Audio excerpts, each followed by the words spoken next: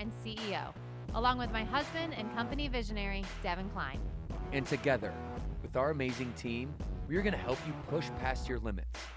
Not just physically in our gyms, but right here, mentally, emotionally, and spiritually on the Burn Bootcamp podcast. Together, we will take on challenges and break through barriers to transform into the best possible version of ourselves. We are more than a gym. We are a community. Your community. Let's go, Burn Nation.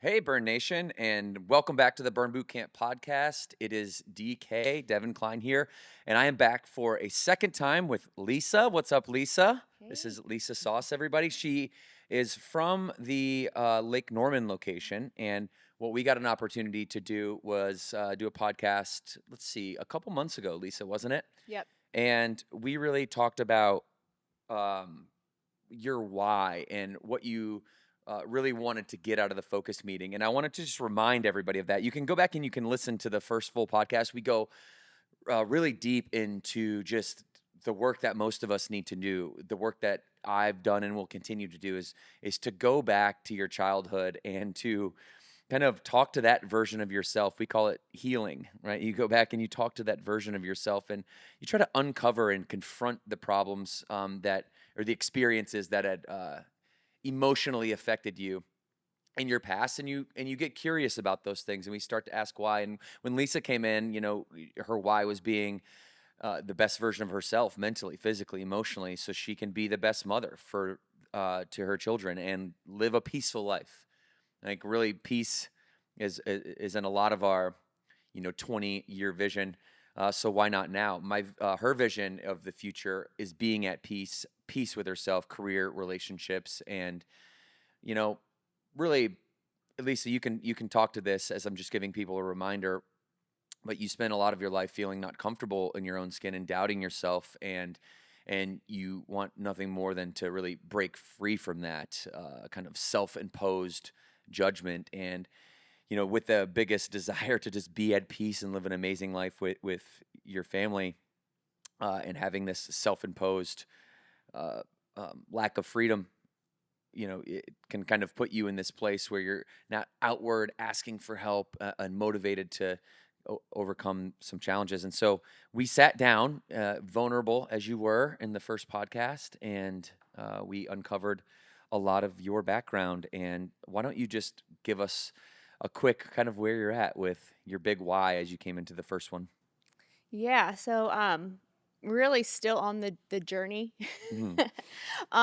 Still peeling back experiences that I've had, throughout my life, and really investigating my triggers. So when something does trigger me, trying to figure out why and where does that come from, what's that rooted in, and how can I overcome it. It's an ongoing process, and a lot of it's just being very mindful and present about the way you feel when certain things are happening, and recognizing when things happen or when you start to feel things within yourself. So still going through it, and I think that's pretty common for people that do go on the healing journey. Sometimes it's not linear Mhm. like you would hope it would be. But yeah, I'm a lot more hopeful than I was in the beginning. I know in the beginning you're like, this is never going to get better. And you almost feel like your brain's just wired to prevent you from moving forward. But I am a lot more hopeful and positive today. Yeah, and as you investigate, you learn that the brain can wire together and also unwind. Yep. So talk about that and how just really the homework that we had you do last time, which was writing letters. Part of the investigation was to write letters to your parents, and you do this in private so that you are able to put down on paper all the things that you would want to say. And you had this particular instance where we thought, going back to around fifth grade, there was a lot of bullying that would take place, and you were picked on a lot, and you thought that might be the case. And in writing these letters, what did you uncover? Did you uncover any truth? Is that the case? Was the trigger event the bullying, or was it something deeper? It was something deeper. As I started writing the letters, I don't I don't know if compassion's a good word, but um, it it made me sort of feel bad for the people that bullied me. Um, just thinking like for someone to treat someone like that, maybe your home life would have been bad, or maybe they had a very negative outlook on themselves, just like Hmm. I did. Empathy. And that's kind of what drove them to act that way. There's that saying, hurt people hurt people. Hmm. So it did put it in a different perspective, but then it also sort of uncovered maybe how alone I was at that time. And if I maybe if I had more support, I guess, within my home life, would that situation have a different outcome on, would it have been different is what it really kind of brought to light. So you didn't feel like when you went home that you had an outlet to tell anybody, or to be heard by your parents, your grandparents. No adult role models around you really were available. Is that what you're saying? Correct. Yeah. Yeah. Yeah. And, we all, as parents, I think we all try as hard as we can, or as good as we know how to. Yeah, I've never met a parent that outside of like a parent that's abandoned their children and just wants nothing to do with them. I've never met a parent that didn't have some type of intrinsic love and care and genuine concern for their child's well-being. I think it's deeply, deeply wired within us, and many people have tendencies that are much worse, and they have those same physiological attachments to their children, but they'll drown it out with things that are good for them, and or things that feel good for them rather than are good for them. And we were just talking before we started this session live, and you were saying, like, listen, my parents, my mom, who is no longer with us, my mom is an amazing human being. And did she have flaws? Yeah, she had flaws, right? And she wasn't available for me in a time when I needed it. But what about all the times that she was available? So why don't you just take a moment to discuss that relationship with your mom? I think it'll be not only therapeutic for you, but also help put in context for other people what forgiveness really means. Do you know what I mean? Like, so many people get stuck up with that. My mom did this and my mom did that, or my dad did this and and you can't move on with your own life unless you are first able to forgive, whether it's on a big scale or a little scale. Yeah. So a lot of when I think about all of that, my first thought is, as parents, I feel like we're figuring it out. I know when you're young, you think adults we have all the answers, but we don't. And especially in my situation, going through this healing journey as I have two toddlers, that's been eye opening because may have been times that I didn't handle certain situations like I should have because I'm still dealing with my own baggage. And then, putting that into perspective, I think my mom, had a similar situation. I think she had her own stuff, and I think she was doing the best she could at the time. Um, but then that's also not to say, like, I do think things could have been better. Yeah. So it really it puts it in perspective being a mom now and having all the stressors in life, plus on top of kind of unpacking why I am the way that I am, has really kind of, you know, given me empathy to her. And I'm not upset, but I can still recognize that there may have been better ways to handle things. Yeah, well, that's deep. That's the deep work, and I'm just glad that you're here doing it. And in ways, there's so many doing it alongside of us.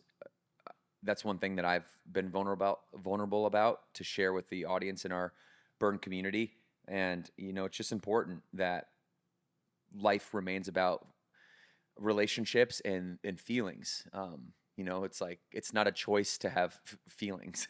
Like life is feelings. That like structurally, the brainstem sits here, and then on top of the brainstem is the limbic system, right? The part of your brain that's responsible for emotions and feelings um, and responses to the environment around you. And then you have the cortex, right? That's the logical part of the brain that takes all these abstract things from the world and puts it together. So you actually not only is it like theoretically nice to say, feelings are important, right? It's like, no. Feelings are fundamental to human existence. Mhm. There's no people that have trouble navigating the world through feeling and can only navigate the world through fact end up being unhappy, from my armchair observation. So it's amazing to see this work. So when you're talking about these letters and you're writing them, was it okay? Here, let me actually back up 1 second and give everybody context, and then I'll ask a question. So when we talk about going back and healing your childhood, the homework was to do the following. It was to write a letter from yourself at the age in which your memory points to the most dramatic experiences, or trauma, as people call it, in their lives, the most dramatic experiences. Write a letter to your parents from that age, from that perspective of that age, and talk to them. What would you say to them? That's it. And you do both parents. And then you also did a third letter that would talk from the perspective of, in your case, the fifth grader, to the version of yourself who you are now. And by writing these letters, what you start to uncover is the real emotion, the raw emotion that as you're writing, you start to tear up or you start to get emotional. I know that's my personal experience. I'm not sobbing or crying, but I'm like, things are harder to write than other things because you actually are expressing yourself in the most permanent way, which is paper and pen, right? The only things we have from thousands of years ago are a few scrolls and some books. So it's a very powerful way to express yourself. What was your experience, your approach to doing this when I first suggested doing it as a exercise? Did you think, oh, well, okay, I'll do it because I came on the podcast and he asked me to do it, or did you do it because, hey, this might have some answers? On a scale of 1 to 10, how serious did you take it and why? And then once you were done with it, did your skepticism, if you had any, did it match the outcome, and was it worth it? It was worth it. At first I was like, I don't know. This is kind of weird. Yeah.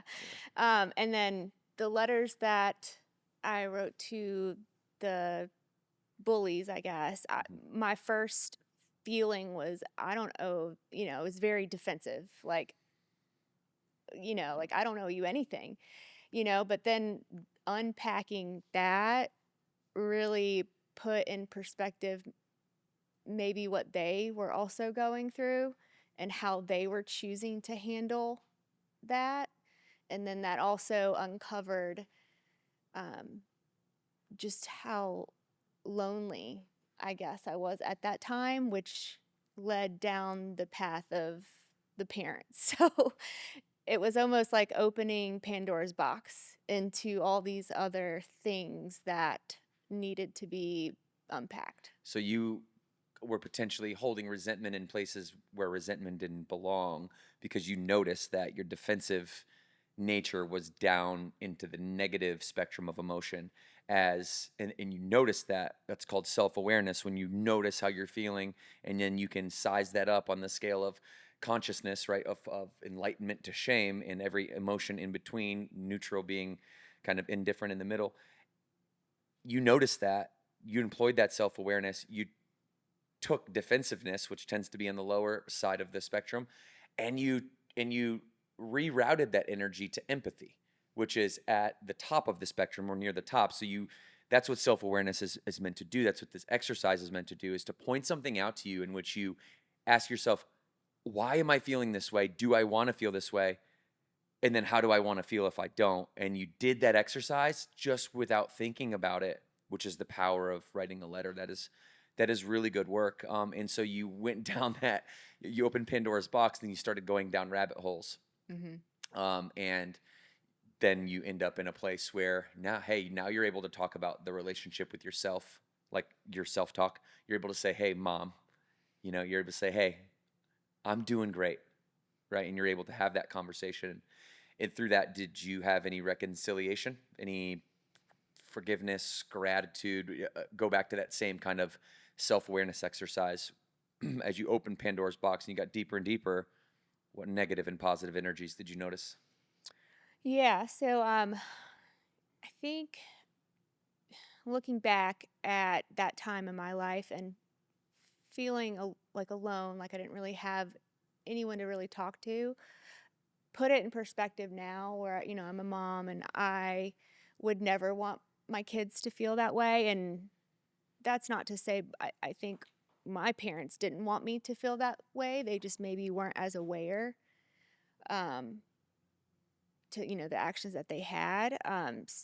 So that was, I guess, some of the negative thoughts that I had is like, as a parent, I feel like you have a higher standard knowing that now I have, my children and, you just want to do better, I guess. So I guess I did have some negative feelings now putting myself in that perspective, but think that I do think my parents were trying their best. I think they had a different childhood that could have caused them to be the way that they are, just like that's how most of us are the way that we are. There's some experience in in your life that kind of molded you that way. Um, so I do have empathy for them and forgiveness. Like I know it wasn't intentional. I picked up on something I think is a profound connection. We're talking about wiring and firing different neurons together as you're going through this journey. And all I mean is like belief systems, right? As you go and you uncover these things, you hear stuff, you start to put the puzzle pieces together. It starts to make sense. You're like, aha, that's what I'm looking for. Boom. Now we want to reinforce, so we want to wire that. So I think I found a connection for you that you can think about and marinate on, and tell me if this is wrong. But it seems to me that you want to stand on the shoulders of the top of the house that your mother built. You have respect for her, but you also point out the flaws. So therefore, mom's flaw was unawareness. Had no awareness of your needs. Okay, so me, now you're talking about Lisa, I'm self-aware, right? You're pointing these things out probably unconsciously, but to me, that's the gap your mom had that you're going to refuse never to have in your life. Mom was unaware, so mom had habits that affected me. I'm self-aware. I'm going to have better habits. You realized this last September when you stopped drinking, Mm-hmm. and it's now just starting to wire and fire together and make more sense. And the picture, the puzzle pieces are starting to come together from a language perspective now, which was in September an intuitive perspective then. And that was the moment you said, thank you, Mom. I love you, but I'm not you. I'm going to the next level. I'm not going to be unaware. This is a problem. I'm fixing it. I will be there. I'm going to have better habits. Never again. Yep. That seems to me to be like what happened in like the Yeah. last 18 months for you. So Yeah. congratulations, by the way. And I hesitate to congratulate but I will say 1 year is a great achievement in a couple months, and I hesitate to congratulate on anything that has a timeline. I don't want things to have a timeline. Like if you're done, you're done, Mm-hmm. and set it aside. But nonetheless, I want to recognize that to you for 14 months. How are you feeling?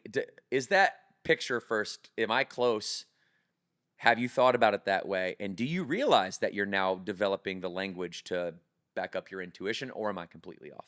No, you're spot on. I think a huge part of my parents' lack of awareness was because of alcohol. Mm.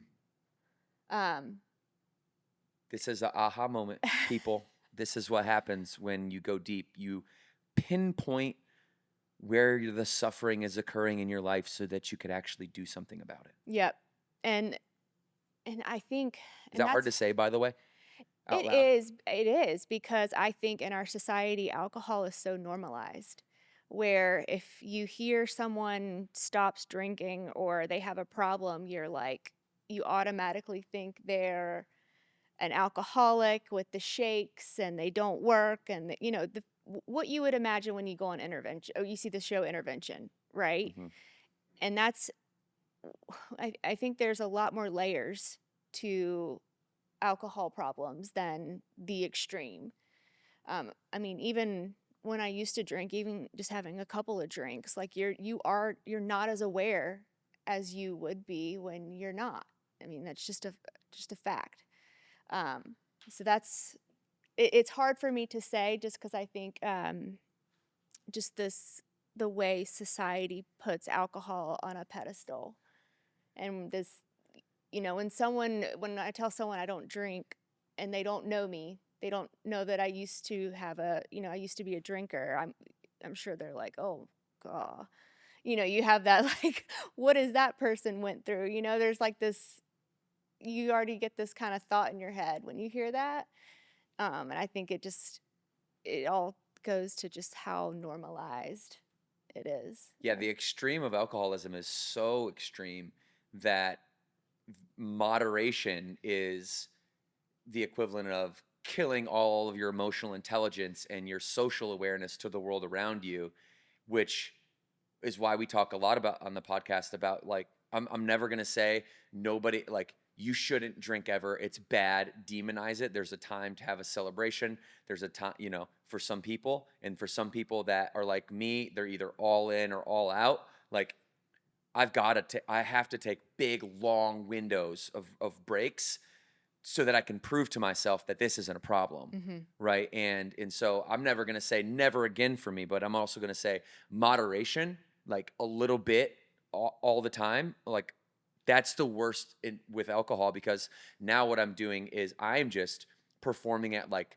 just above the threshold to where it's not obviously a disaster, Yep. right? But it's right below, like it's like laying on your back in the water, and your mouth and your nose are just above the water, and you can breathe. But if you go 1 inch deeper, you're going to drown. You're going to suffocate, and that's what happens to so many people that drink in moderation or think that moderation is like a glass of wine or two or two beers every night.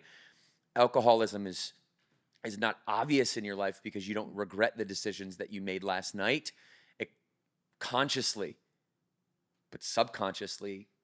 Were you there? Were you available? Were you Right. present? Were you the best version of yourself you could be? If you're not maximizing if you're not optimizing your lifestyle, aren't you selling yourself short? And there's just this there's just hidden room for growth that sits underneath this belief system that, you know, alcohol in moderation is good for you.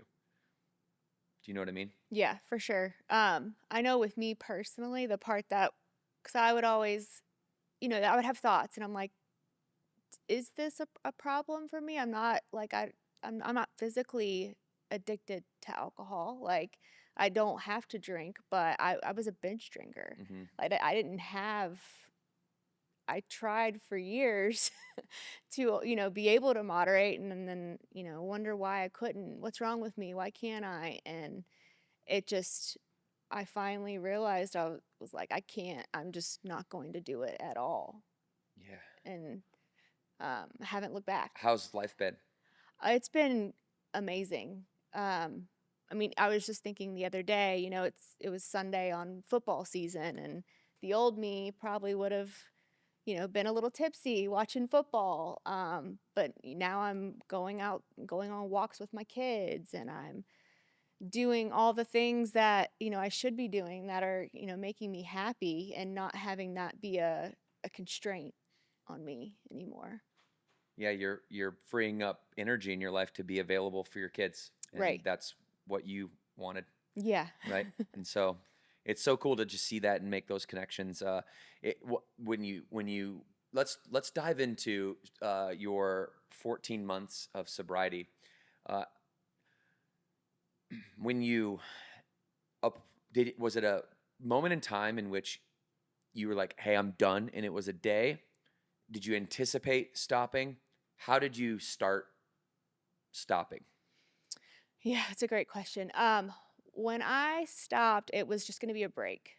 I was like, I just had at that time I was going through a lot of stuff. My dad has Alzheimer's, so Hmm. was felt like my personal life was I was just getting rocked. And I gravitated towards alcohol to help with stress, and it was just getting worse cuz having a heavy hand, wanting to kind of numb myself from the real world, and I was just like, this is going to end bad. I have two little children. So I just said, I'm just going to take a break. And then the break just got longer and longer. And I think I finally came to the realization that I just don't trust myself to to have one or two, because it's like, if I couldn't figure that out then, what makes now any different? Hmm. Um, so as time went on, it was definitely, I feel like in the beginning it was almost an identity crisis, because I'm like, who am I if I'm not a drinker? I've always been a drinker. And I'm like, how, am I going to have any friends after this? What am I going to do for fun? Because my entire world was centered around alcohol, and it was very eye-opening. I used alcohol to celebrate when I was stressed, when I was excited, to celebrate like any sort of emotion. It was like, oh, this is what we do. And it was very eye-opening to try to navigate the new world without it. Was there a moment that you can remember where things went bad and you regretted your decisions the next day? Did it cross over into that? I can't believe I did that. That anything shameful or guilty, because I know I've certainly been there before. Have you? Did you have to go there in order to make that realization that, hey, I need, whoa, give me a second, or was it, you know what, this has gone on just too long at a moderate level, and I'm tipsy, but I'm never drunk. How bad did it get? Yeah, so it was getting bad. Okay. I, I was using it as a way to escape reality. So I was over consuming, and there would Daily? be not daily, Okay. but it was getting to the point maybe 4 times a week, Okay. which was normally I was a weekend drinker, Hmm. and then it just started. I could see how things, like when you think about someone that is a severe alcoholic, like they obviously weren't born that way. Hmm. I could start to see how it could happen, because like it was like, I'm going through this trauma in my life. I'm using it to help me through it, which it wasn't helping at all. But and then you start to gravitate towards it more and more, and then I had a moment where I was like, I could either go down this way and keep going, and it's not going to end well, or I could like radically change my life now. And so I went the other way. Right. And so was that moment was that self awareness? Was that social? Did somebody else in your life that cared about you? Did you have a conversation with that person? What was the trigger event for you to be at? Yeah, because obviously your life is, and we're going to get there in a second. And thank you for hanging here in the doom and gloom for a moment. But I think it's really necessary for people that are on yeah, at this stage in their life right now to hear your thought process on, how you really went about this, because that's the hardest part of it, Yeah. right? Is doing something different than you did yesterday. Yeah. As soon as you can start doing that, you get some moments, and moments turn into momentum, and now we can start rolling a little bit. But just starting. So, was this a conversation you had with yourself or someone else? It was myself. Okay. And I would try to take a break multiple times. But I would start back to my shenanigans. Yep. It was on repeat for a while. Hmm. Um, and then it started, like I had situations where over consumed, and the next morning I would have pictures with me and my kids on my phone, and I don't remember taking them. So it was getting to like, this is, I'm turning into the mom I don't want to be. And I hated myself at that point too. So I was like, this is not propelling me.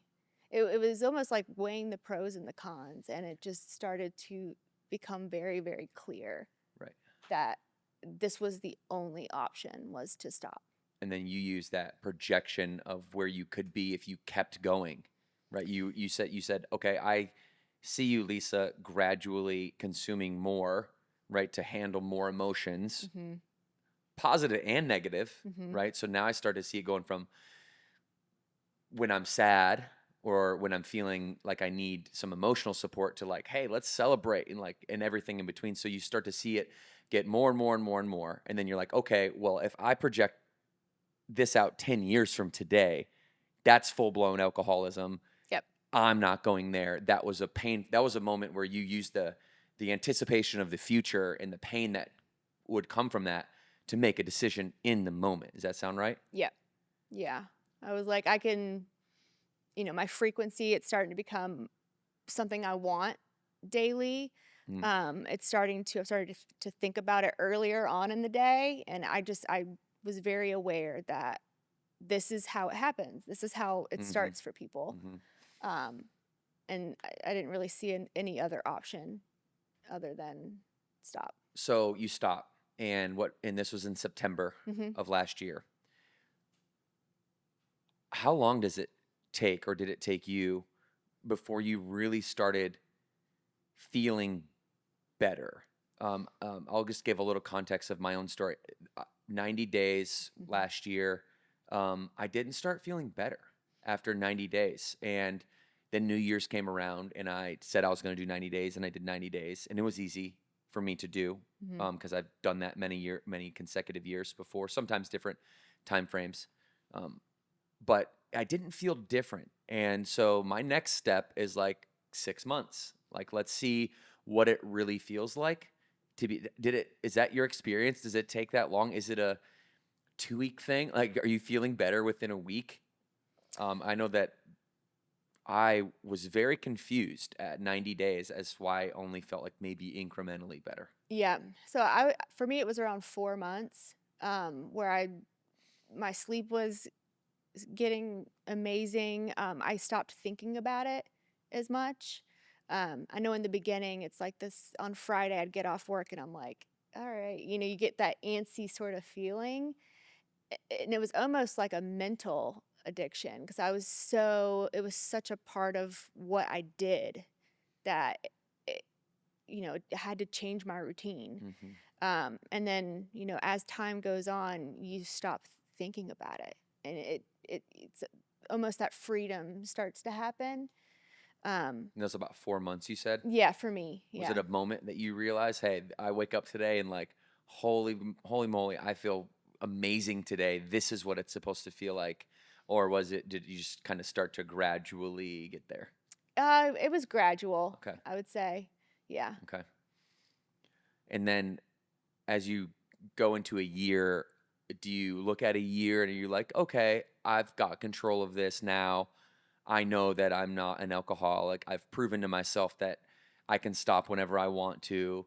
Did you have that type of mindset to where you're counting down the days, or was it something that you were excited about keeping the momentum on? Because there are those two camps, right? Of like, no, I can do anything for 100 days. And if I do it for 100 days, I'm not X, Y, or Z, whether it's food or alcohol or whatever addiction that we might have. Or it's like, oh no, beware of counting down, because if it's 100 days, that's just 100 days until you start over again. Yeah, that's me. Okay. I don't, even now, I don't trust myself to start back. I keep telling myself, if I could have figured out moderation, I would have been able to figure it out in the 2 decades, I guess, of drinking. but then also just the pros and the cons. Like I just don't see it being worth it to kind of throw away everything that I've worked for so far. Do you see a correlation between like cognitive clarity and being able to then associate because you have a very high level of self-awareness, by the way. All these questions around how do you use in your internal and external environment? No, just me. Just me talking to myself.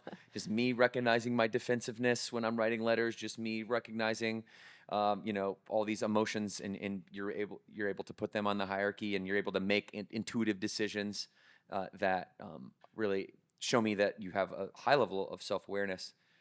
Did you see that rise as you gained cognitive clarity because the alcohol was no longer in the system?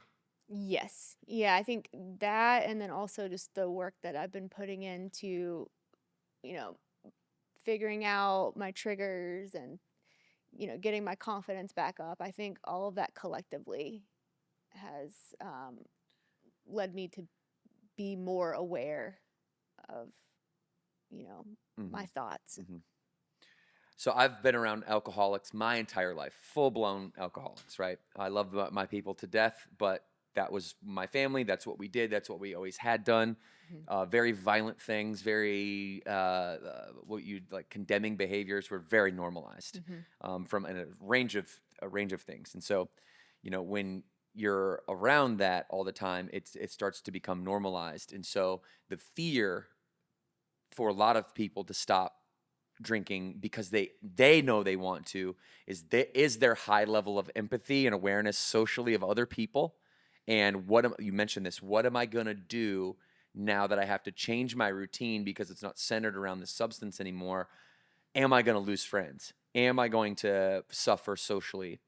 We're all social beings. That's a healthy fear that we have that we shouldn't avoid and we should lean into. What was your experience? Yeah, so I don't think I've lost friends. I think my relationship with some friends have changed a bit. Um, Another fear going into it. So even in my career, networking is something that I have to do from time to time. Not a majority, but and then going to conferences where you're supposed to meet people and talk. It was the hardest thing, to the point where I was like, am I socially like deformed now? Because it used to be so easy, right? You grab a drink and you can talk to anyone, and I could, I didn't have anxiety. And now I'm like, I'm this weird girl that's like over in the corner not drinking. That's what you mean when you say identity. Alcoholism or alcohol was part of an identity. Correct. Right. Mm-hmm. And now that you don't have that, that's where that starts to show up is who am I in these settings? Yeah. So you felt like you needed to stay distant so you didn't have to confront that question and Right. get the answer to it. So you clearly did. How did you approach that? Was it self-forced? Did you just keep putting yourself in those situations and force yourself to adapt? Yeah, I just kept practicing. And then also I think a part of it is just like owning who I am. Like this is who I am now, and not being shy or nervous on what people are going to think. I think that's a huge part of it. Mm-hmm. Yeah, that so many folks, if not almost everyone, like 99% of people, right? This is something everyone needs to watch out for if you're listening to this. It's approval. If you need approval from other people in your life, then your level of happiness, your level of prosperity, your peace, more importantly, will be limited. If you approve of you, like at a deep, intrinsic, self-communicative level, if you approve of your actions, like you morally and ethically approve of the decisions that you're making, then that's all that matters. Yeah. And it's just you, yourself, and I out here, and everything else is just a mirror reflection. It's just a perspective on how you see the world and you approve of you. Now, the slippery slope of that is, now you get into bad behavior and people can say, I approve of my own bad behavior. But do you? Because behind closed doors, you're a human being still. And even like, this is an obscene kind of example, but even serial killers, right, mourn their victims. They don't approve of their behavior, even though that it is the most heinous behavior. They're the most demented people that we have record of. Like, they still don't. Most of them, I'm not an expert. Most of them you can see in footage, or if you watch documentaries or you hear the stories, they have a deep emotional commitment to them, and they to their victims. And so, do you really approve of you? If it's just you and you, and if it answers yes, then what else matters? What else matters? So you've done this work. Yeah. Yeah. And I think also too, when I am in situations where I'm like literally the only person out of, in these big conferences, right? A lot of it's centered around where's the bar at? It's that culture around it. And just, I mean, yes, it's uncomfortable at first, but I do think a part of it is once you really just start owning it, there's a certain level of like, man, that's freaking awesome, right? Like, this is who I am. I am not afraid of what hundreds of people may think of me. I'm going to be me, and I'm going to own it. There's a level of confidence that I think comes from it, even though it is very, very, very hard at first.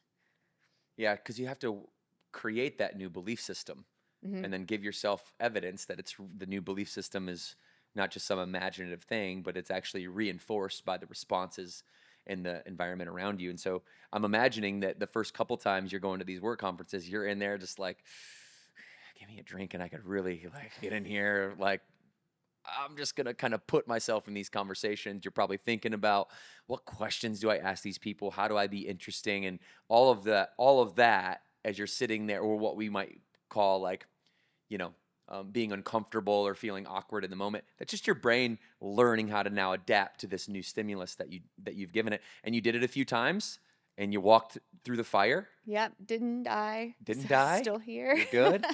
And now you don't need something to be you. Right. Yeah. Yeah. And then you wake up the next morning feeling great. Yeah, for sure. And Yeah. What unexpected ways has life become more wonderful? oh, That's a left field question. I didn't have that. yeah. I think, well, I think this is an expected way, but my nutrition um is way different than it was before. Just making better decisions um that aren't fueled by alcohol decisions. Right. Um but I think just how much more possibility. So before, when I was a drinker, I always thought I didn't have enough time. Like, there'd be different hobbies or things that I wanted to do, and oh, I don't have enough time for that. Where now I'm like a couple months ago, I started baking bread for the first time, and like actual sourdough in the oven. Like, and I don't cook. Um, and then I want to start kind of a bucket list thing that I want to do is just start hiking all the national parks. And I had time the entire time. It was just getting taken by alcohol. Mm-hmm. Mm-hmm. So it's just that possibility is just so open now. Well, I tell people all the time that we're going to always be obsessed with something. We'll be obsessed with something. Like, we have it in us, right, to be productive and do good work. And there's this innate human trait that is obsessiveness. We all find that one thing that we're really good at, or that we really like a lot, and we do a lot of it, right? And so, like I said, growing up around, I'm not putting you in this camp by any means. I grew up around full-blown alcoholism, and the fear of taking that out as an obsession, right, is there's this huge void, the more of a problem that it becomes. And then what are you going to fill that with? Because we're going to be obsessed with something. And so that's what I hear you saying is like, listen, I had this identity that was wrapped in part by controlling my hobbies. Alcohol was controlling my hobbies. I pull that away. Now I'm free to make hobbies because they're not connected to this thing. And, you might get obsessed with baking bread. You might get obsessed with going out and hiking different places. And people are going to ask you, why you go hike so many places? Like, because I'm avoiding being obsessed with something else. Yeah. Right? It's like it's such a true human thing. So, do you find that that is the case, that you have an affinity toward these new hobbies, that since you had to change your schedule, that these things are, you're becoming, what would you say, obsessive with them, or is it just beginning to start, or is what I'm saying not resonating with your experience? Um, to a certain extent, one thing that I'm starting to become more obsessed with is I picked up yoga. Mm, I've never been a yoga person in my entire life. I'm a more fast-paced person when I work out, and so that's been a whole new world, but I'm finding myself kind of getting addicted to it, and I'm feeling so good when I'm done. So that's one thing that I've just started gravitating towards. Um, I don't bake bread anymore. That was one of the it's like you're like, I'm out on the bread. I was One like, one I and did done for it. me. I I'm good with it. conquered it. Yeah, yeah, I'm good to go. yeah, yeah. But even like gardening is something that I think I want to pick up. And just like making your own herbs and stuff like that. So yeah, there's just so much out there. I feel like to explore and that I wasn't even like thinking of Mm-hmm, mm-hmm, before. mm-hmm. So, a couple more questions for you. When you when you think about the way that your body has changed, like the physical output, where you go from alcoholism, then a cascading nutrition effect, and then a cascading recovery, better sleep, and then cascading more free time in which you put something in which you like to do or might be obsessed with, maybe yoga. Now your body starts to respond to that one decision. It had some cascading effects, but how do you correlate the difference in? You've always been a very hard worker in the gym, Hmm. if I'm correct, right? Yeah. So, and 6 days a week at Burn is like no joke. That's like the hardest thing in a human being can do, in my opinion. So, your hard work before you stopped drinking, your hard work after, what, knowing all those cascading effects, how's your body physiologically changed? Well, nutrition's a big one. Even before when I was a drinker, if I would have a few drinks and then do burn the next day, I wasn't going nearly as hard, right? I was just more checking it off the list. Like I did it. I'm here. Whereas now I'm like really trying to get the most out of that 45 minutes. And then just the diet really has done wonders when you're not drinking and the next day you're clear-headed and you're not making bad decisions based on what you did before. That's been super Have helpful. you noticed like a performance improvement in any exercises? Do your muscles feel more full? Like, speak physiologically. Like how does your actual physical body? How did it develop based on all that? Are you? I'm assuming that you're seeing a uptick in your progress Hmm. from a results perspective. Um, Talk us through that, because so many people that are listening to this are Burn members, and the I think the vast majority of people drink alcohol. Hmm. Is probably safe to say, or the great vast majority of people. Um, and you might inspire them or influence them to reconsider based on the outcomes that we're all after, right? Like when you think about a performance goal, or just do you feel stronger? Like, can you squat more? Like, Yeah. what is the physical output? Yeah, I'm definitely seeing gains in lifting, my strength. I'm also a lot faster. Um, I've started developing abs, which I thought that was just something unicorns had, and it was just never going to be a thing for me. Um, so I'm definitely seeing improvements in all areas. Good, good. Well, we're very proud of you, and I'm happy to have you back on for a second focus meeting here. What's the next level? Where do you want to go from here? I think this was a great conversation. We got a lot of, I think, clarity on the letters that you wrote, what actually is symbolic about alcohol for you, and how you can continue to associate alcoholism with or future the projection of future alcoholism with the then current habits, and you wanting to stand on the shoulders of your mom and make her proud. And I think that's one thing you were hesitant of coming in here is like, do I really want to talk about these letters with my mom? I love my mom. I'm not throwing her to the bus. It's like, no. We get to make mom proud because of all this work we're doing. Yeah. And she gets to see, go daughter. Like now I get to see through your eyes and your self-awareness where my flaws were. Mm-hmm. And I see you fixing them. That's what families do. Yeah. So. Yeah, for sure. What's next for me? Yep. I think the biggest thing as far as mental health is concerned, still working through, I will compare myself to others constantly. So that's still something I'm working through. Do you think that's a problem? I guess a better question is, do you think you can stop doing that? I don't know if I was listening to a podcast. I think it might be DG Mindset. I listen to his stuff a lot. And it was basically saying comparison, like if there was no other people in this world and it was just you wouldn't compare yourself because there's no one else to compare to. Putting it in the perspective like that. So I think to a certain extent, we will always compare. I think sometimes I will take it to the extreme and I will make myself feel bad from the comparison. Mm-hmm. So that's something I'm working through. And I think it all just ties back into self-worth and all that stuff. So that's something that's still top of mind for me to figure out.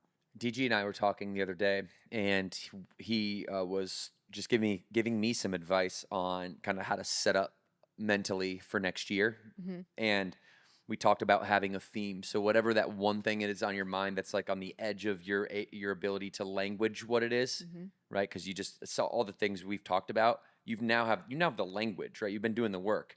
So the next thing is this comparison ideology, and what does it all mean? And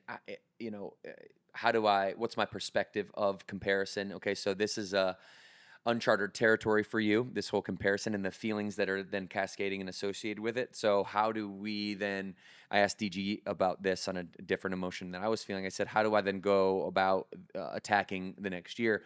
And I'm at the point, I think this is good advice for you, you're at the point as well, where you can have a singular outcome for that year, right? And if this thing is really bothering you, this sense of comparing yourself like too dramatically with others or whatever, however you want to language it, if this is really bothering you, then this has to be the year of blank, whatever the solution to that problem is. So is comparison the root? Like if you do a root cause scenario, why am I feeling this way? Why am I feeling this way? Why am I feeling this way 5 times? And you finally get to the bottom of it. What does that really mean? Yeah, I think it's rooted in perfectionism. So it's interesting you said like what's the word for the year? Something that I do every time I go into yoga, it's like what's my word or something I want to focus on? And for weeks it's been surrender. So just I don't even know how to verbalize what that means for me, but it's more so of just letting the ego not control your life and just surrendering to who you are. I think that once I start peeling apart, like, why do I compare myself to others? Why do I let other successes bring me down when we should be happy for each other? And I think it all boils down to that. Yeah.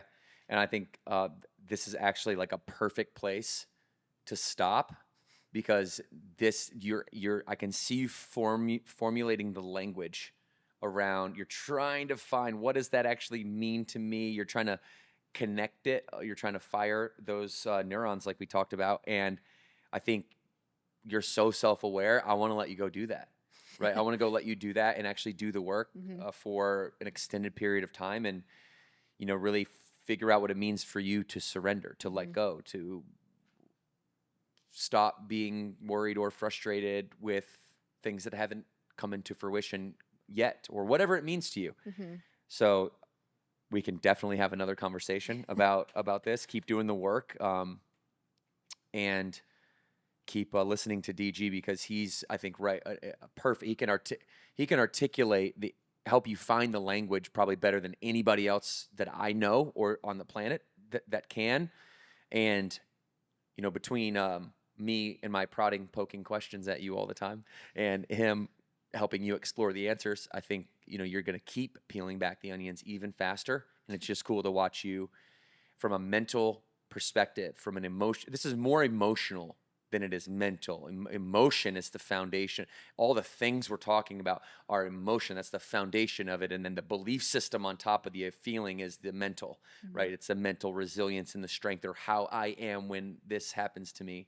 That's the actual solution. But the work is done at the emotional intelligence level. And to see you being able to navigate that just in the last, even since I talked to you last, it's clear that you're doing the work. So keep going. All right. It's good. You're very inspiring out there. And if you guys want to be in a focus meeting like Lisa, all you have to do is email in Chelsea, podcast@burnbootcamp.com. Producer Chelsea's right behind the scenes here, ready to bring you into the studio. Lisa, we appreciate you putting your work on display and helping other people in Burn Nation begin the journey that you've been on. Year and 2 months. We are not counting the days. We're going to keep this thing rolling, and I'm so happy for you. Awesome. Thank you. Yeah, thank you. All right, Burn Nation, make sure you subscribe if you've been here listening to this podcast and you're not subscribed, then you're not going to get the next one, okay? And you're going to help us share it when you do subscribe. So please do on Apple Podcast. And until next time, 2 claps on 2, 1, 2.